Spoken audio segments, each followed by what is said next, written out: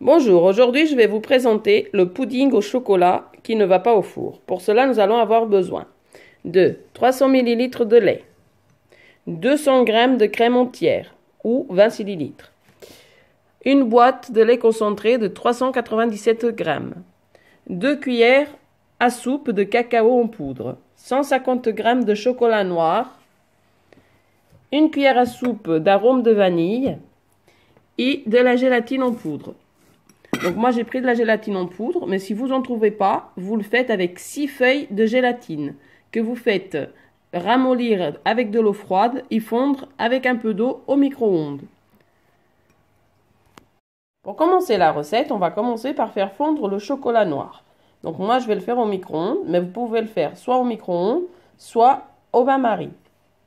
Et faites attention parce que le chocolat c'est très fragile. Pendant que mon chocolat est en train de fondre au micro-ondes, je commence à hydrater ma gélatine, donc avec de l'eau froide.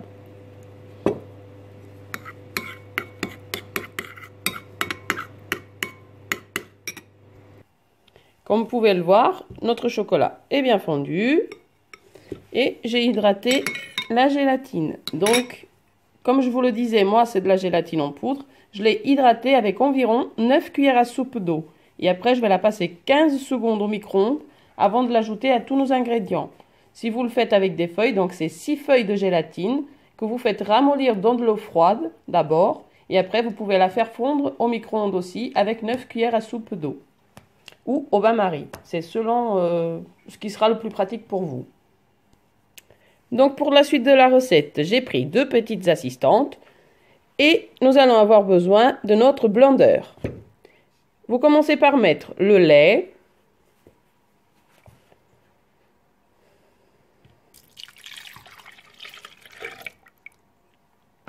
la crème liquide,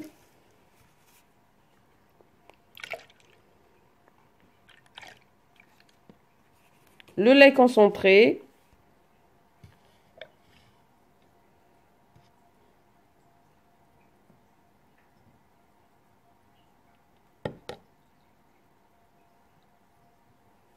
le cacao,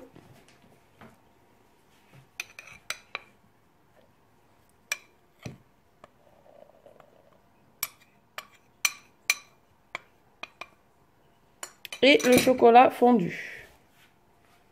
Essayez de le mettre bien au milieu.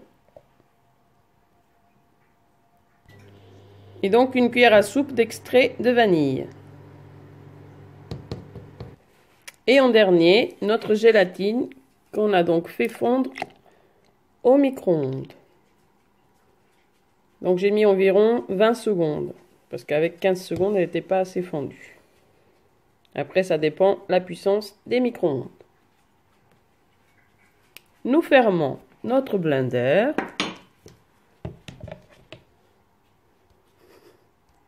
Et on fait marcher notre blender pendant 5 minutes.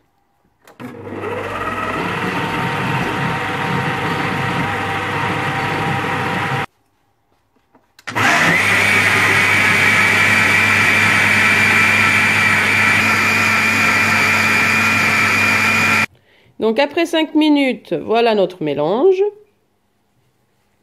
Et j'ai pris un moule, j'ai mis un tout petit peu d'huile au fond et on étale bien partout avec un petit pinceau. Surtout le moule, vous pouvez en prendre celui-là que vous voulez, pardon. Mais le prenez pas trop large parce que sinon après votre pudding va être tout petit, comme ça. Donc il faut le prendre un peu plus étroit pour qu'il ait de la hauteur. Donc le moule est prêt. J'ai mis un tout petit peu d'huile donc partout avec le pinceau comme je disais. C'est pour aider après au démoulage. Et maintenant, je verse ma préparation dedans. Ça sent bon le chocolat. N'est-ce pas les assistantes? Oui.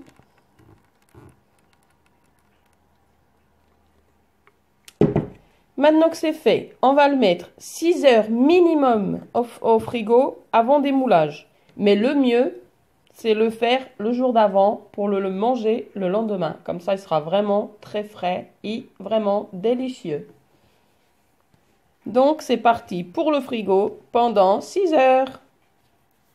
Donc je voulais vous donner les infos sur le moule, parce que j'ai peur que vous preniez un moule trop large et après le pudding il va être tout rataplat.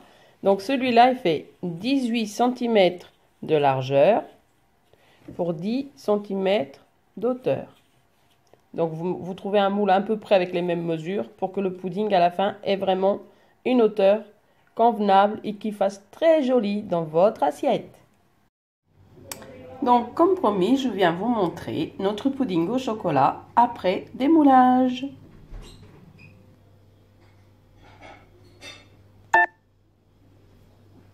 Et on déguste.